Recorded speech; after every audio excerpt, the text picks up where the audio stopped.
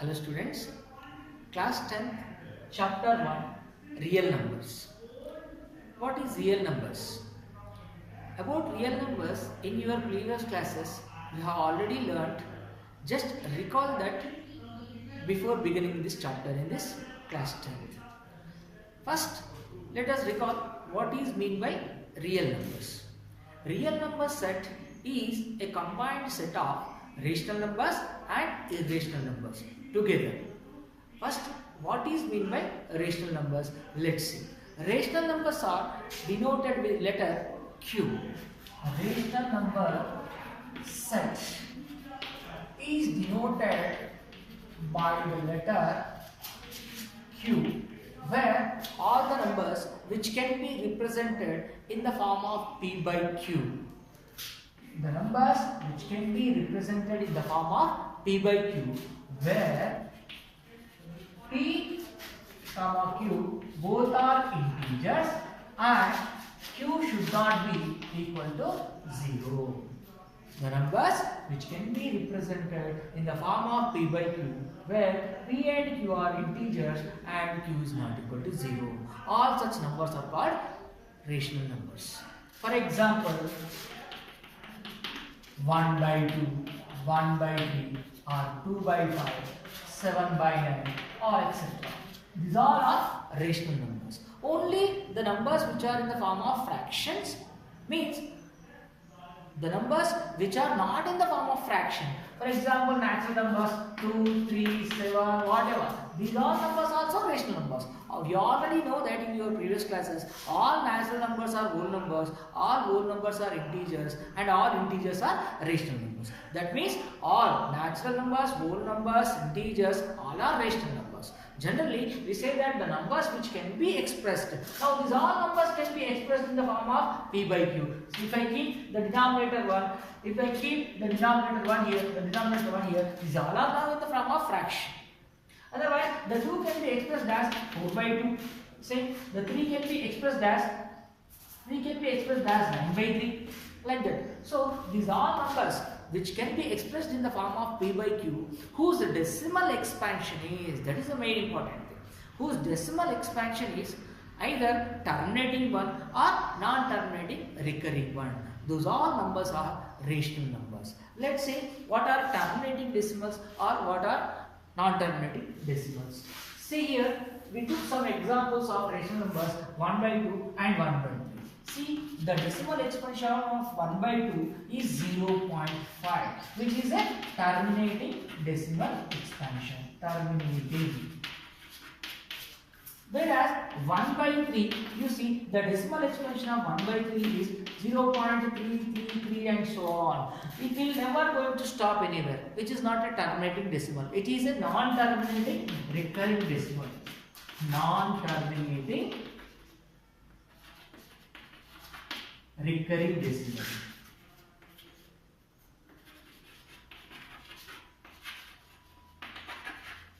So, this 1 by 3 can be written as 0.3 bar. Under the bar, the digit which is there, that is what repeating again and again. That is why we say that this 1 by 3 is a non-terminating decimal expansion. The numbers which can be expressed in the form of P by Q, whose decimal expansion is either terminating or non-terminating recurring decimal expansion, that all are rational numbers. But there are some numbers whose decimal expansion cannot be written either terminating or non-terminating recurring also. Such numbers which are not able to represent it in the form of P by Q, all are irrational numbers. Let us see what are irrational numbers. Irrational numbers.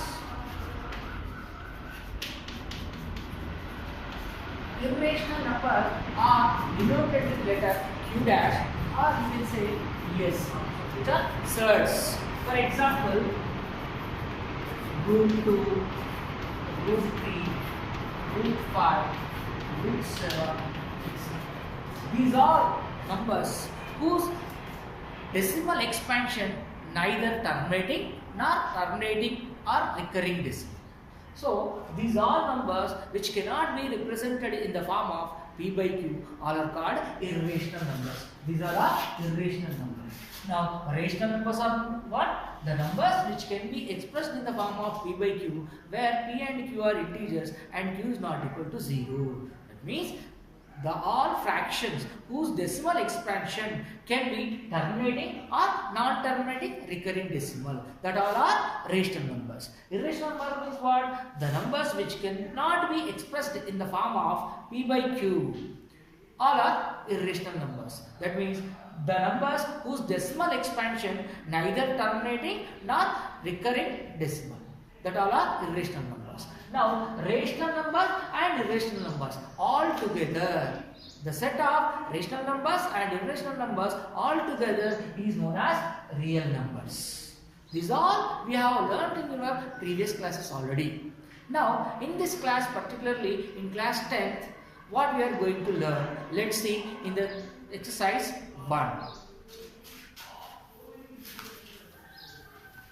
In exercise 1.1, what is given? Use in exercise 1.1, question number 1. What is given? Use Euclid's algorithm to find HCF of first one 900 and 270. Use Euclid's algorithm to find HCF of 900 and 270. We already know how to find the HCF of given two numbers by using prime factorization method or by continuous division method. So, in similar way, Euclid also given one algorithm to find the HCF of two given positive integers. First, let us discuss what is Euclid's algorithm. Euclid's algorithm.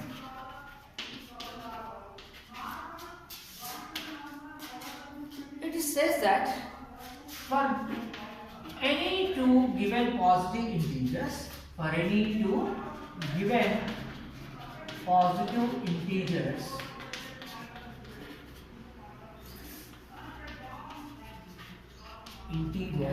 A and B, where A is greater than B, there exists a unique pair of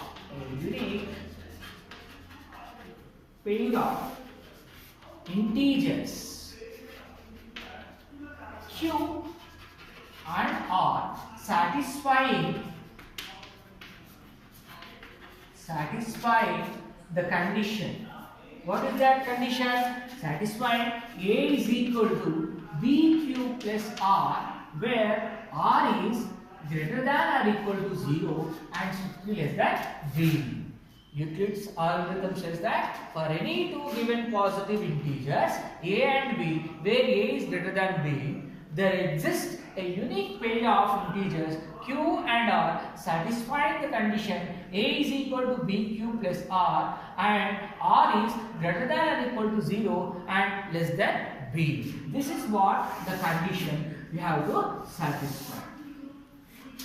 Understand? Now let us use this Euclid's algorithm in this finding the HCF of 900 and 270. What is this A, B, Q and R? We know already the division algorithm in our previous classes. What is division algorithm?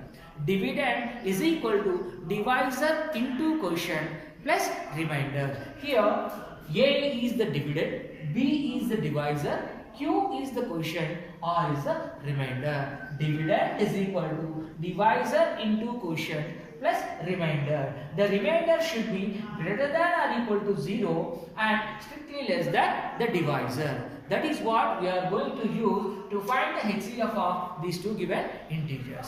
Let's find out the HCF of these two integers. What is the condition? First, A and B are the integers. Let us assume this, the greater number, A is the greater than B. The greater number should be taken as A and the smaller number should be taken as B. Let's take A is equal to, the greater number is 900 in these two Now the smaller number is 270. Let us apply the Euclid's algorithm to find the HCF of these two numbers. Now first A is equal to BQ plus R. A means what? 900.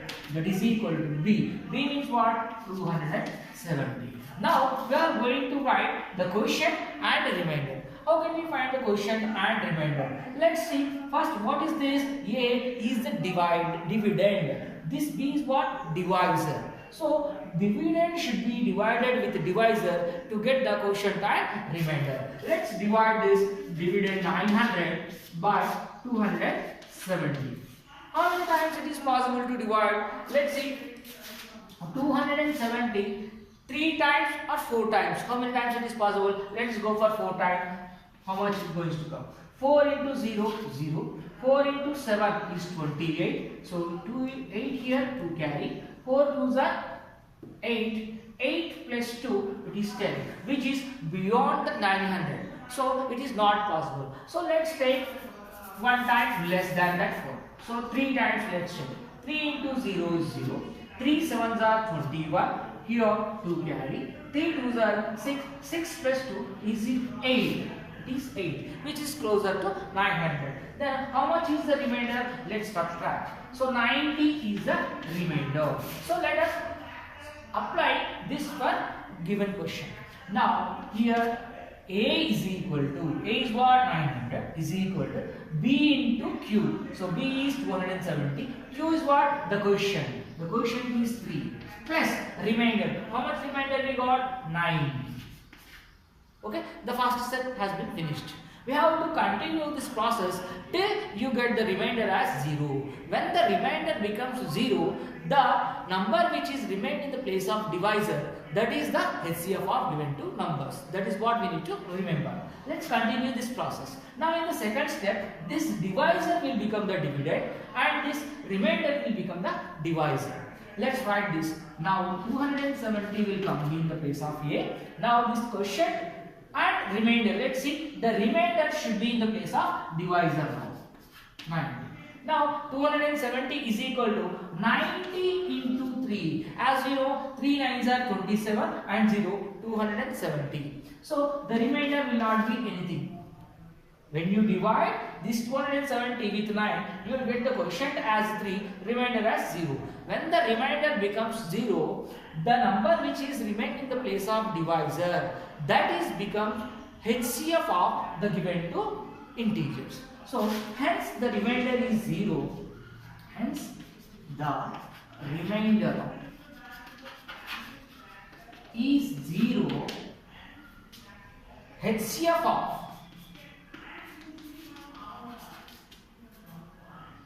900 and 270 is what? The number which is remained in the place of divisor will become the HCF of the given two numbers. So the HCF is what? 90. Hence the remainder is 0. HCF of 900 and 270 is what? 90. Always you have to continue this process by applying the Euclid division algorithm until you get the remainder as 0.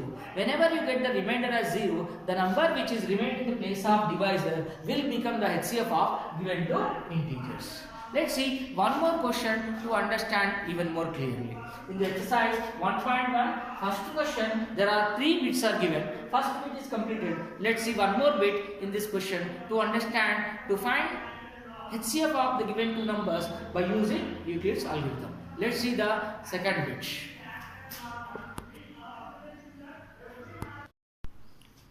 Now in this bit, the given numbers are 1651 and 2032. So as by using Euclid's algorithm, first A is equal to BQ plus R and R is greater than or equal to 0 less than B. Always you have to take the bigger number as A, smaller number as B. Let's take A is equal to 2032 and B is equal to 1651. Now apply the Euclid's algorithm for these two given positive integers. Now A is what? 2032 is equal to B into Q plus R. B is what? 1651 into the quotient. What is the quotient and remainder? How to get the quotient and remainder? When you divide the dividend with divisor, you will get the quotient and remainder. Let us divide to get that quotient and remainder. Now 2032 should be divided with the 1651. As you can see, this is 2032, this is 1651. How many times it is possible to take? Only one time. So when you multiply with 1, you will get 1651. Subtract it to get the remainder. Now 2 minus 1 is 1. Now 3 minus 5 is not possible. So you have to take one borrow here and again one more borrow here. 13 minus 8, it is 13 minus 5 is 8. Next, here what is remaining? Here 9 will remain. 9 minus 6, it is 3. Here already you have given one borrow, so only 1 is remaining. 1 minus 1 is nothing. Now we have 381, which is the remainder. So write the quotient here and plus remainder 381. Now you have to continue this process till you get the remainder as 0. Till you get the remainder 0, the process should go on. Next, in the next step, this divisor will become the dividend now. The divisor will become the dividend. The remainder will become the divisor. Now 381 will be here. As we have 1651 is equal to 381 into the quotient. So to get the quotient, again you have to divide this 1651 into 381. Here this is 381, here 1651. Let's see how many times it is possible to divide. Let us go with 5 times first. 5 ones are 5, 5 eights are 40, so 0, 4 carry. 5 threes are 15. 15 plus 4, 90. When you take 5 times, it is going more than 1600. So let's not take 5 times, let us go for only 4 times. 4 ones are 4. 4 eights are 32, so 3 carry. 4 threes are 12. 12 plus 3, 50, which is closer to 1651. So let's find the remainder by subtracting it. So it will be 1 borrow here. 11 minus 4 is 7. Here 3 is, here 4 will be remaining. 4 minus 2 is 2. Here 6 minus 5 is 1. 1 minus 5 is nothing. So what is the remainder you are getting here? 127. Let us write the quotient and remainder in place of Q and R. In place of Q, what is there? The quotient is 4. In place of remainder, what we got? 127. Now in the next step, again that divisor will become the dividend. The remainder will become the divisor. Next, we have to write this 381 in place of A and this 127 in the place of B. Next again, we have to get the quotient and remainder. Same process. 381. Let us divide with this 127. How many times it is possible? Let's see 2 times or 3 times. Let us go for 3 times first. How much will come? 3 sevens are 21. Here 1, 2 carry. 3 twos are 6 plus 2 it is 8. 3 ones are 3. So it is exactly going. The remainder is 0. When the remainder is 0, we have to stop the process. Now, what is the quotient? 3. The remainder is 0. Whenever the remainder becomes 0, the procedure should be stopped and we have to write the number which is remained in the place of divisor, that is the HCF of given to positive integers. So, hence the remainder is 0. If the remainder is 0, the HCF of this 1651 and 2032 is the number which is remained in place of divisor. What is that? 127. That is the HCF of given two numbers. Hope you all understood how to find the HCF of given two numbers by using Euclid's division algorithm. See question number 3. Use division algorithm to show that the square of any positive integer is of the form 3p or 3p plus 1. For that, same procedure we have to apply what we did in the previous question. Let's take A, B, any positive integer. Apply the Euclid's algorithm by applying Euclid's division algorithm.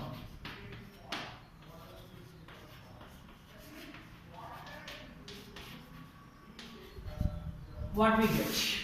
See, A is equal to B cube plus R. This is what the Euclid's division algorithm, where R is greater than or equal to 0 and less than B.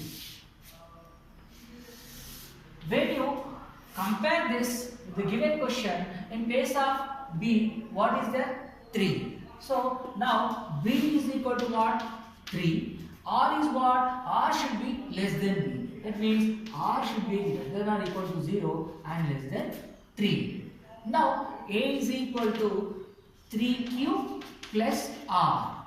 Now in place of R, what are the possible remainders now? That R remainder should be greater than or equal to 0 and less than 3. So all the possible remainders are R is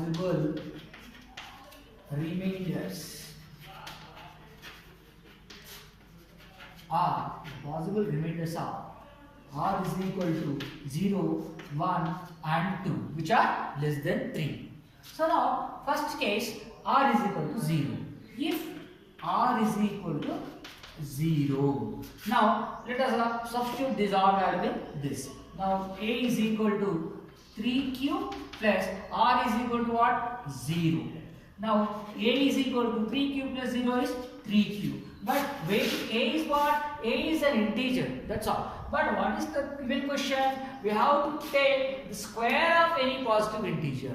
So let's take the square of this. So squaring on both sides, when you square on both sides,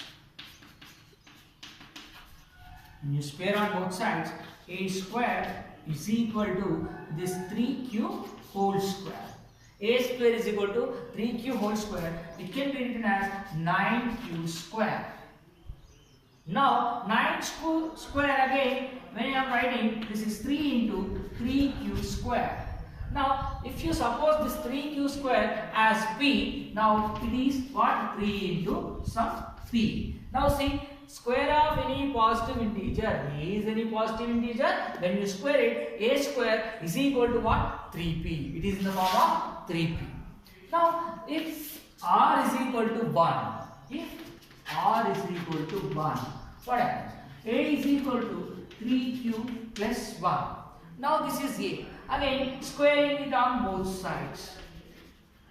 Square on both sides. When you square it on both sides, what happens? A square is equal to 3Q plus 1 whole square. Now A square is equal to, this is A plus B whole square formula. A plus B whole square formula is what? A square plus 2AB plus B square. A square means 3Q whole square plus 2AB, 2 into 3Q into 1 plus B square, that is 1 square. Now 3 square is what? 9Q square. 3Q square is what? 9Q square. Next 2 into 3Q into 1, that is 6Q plus 1. Now we have to express this total in the form of 3P or 3P plus 1. How it is possible? Let's see. Now that I am writing 3 into 3Q whole square. This 9Q square I am writing as 3 into 3Q square. 3 into 3 is what? 9Q square. Plus again this 6Q I am writing it as 3 into 2Q plus 1. Now in this 3 is there, in this also 3 is there. So let us take this as common. Now when I take 3 as common, now it is 3Q square plus 2Q is remain plus 1. Out of these two only I took 3 as common. When I took the 3 as common, 3 into 3q square plus 2q plus 1. If you suppose this 3q square plus 2q total as p, it will be 3p plus 1. This total you suppose as p. It is in the form of now 3p square. A square is equal to 3p plus 1. Now when r is equal to 1, a is equal to 3q plus 1. When you square it on both sides, a square can be expressed as 3p plus 1. In the next case, what happens you see? Next case is what? R is equal to 2. If r is equal to 2, now a is equal to 3q plus 2. Now squaring it on both sides. Square on both sides. When you square on both sides, a square is equal to 3q plus 2 whole square. Again, a plus b whole square formula you have to apply. A square is equal to here 3q whole square plus 2ab, 2 into 3q into 2 plus 2 square. Now again, 3q whole square is 9q whole square plus 2 3s are 6, 6 2s are 12, 12q plus 2 square is 4. Now writing this as 3 into 3q square plus this 12 I am writing it as 3 into 4q plus this 4 I am writing as 3 plus 1. See, this 9q square I am writing as 3 into 3q square plus this 12q I am writing as 3 into 4q plus this 4 I am writing as 3 plus 1. In all the three terms, what I got? 3 is there. So let us take the 3 as common. When I take the 3 as common, this 3q square plus 4q plus 1 and again last one more square. So this total if you suppose some p, that is what? Total 3p plus 1. What is this all? A square. So in all the cases when r is equal to 0, it is in the form of 3p. When r is equal to 1, it is in the form of 3p plus 1. When r is equal to 2 also, it is in the form of 3 plus 1. What are these all? The square of any positive integer. When we take a as any positive integer, when you squaring it this number, all the results are in the form of 3p or 3p plus 1. This is how we will prove that any square of positive integer is of the form 3p plus 1 by using this Euclid's algorithm. Hope you all understood how to prove these questions.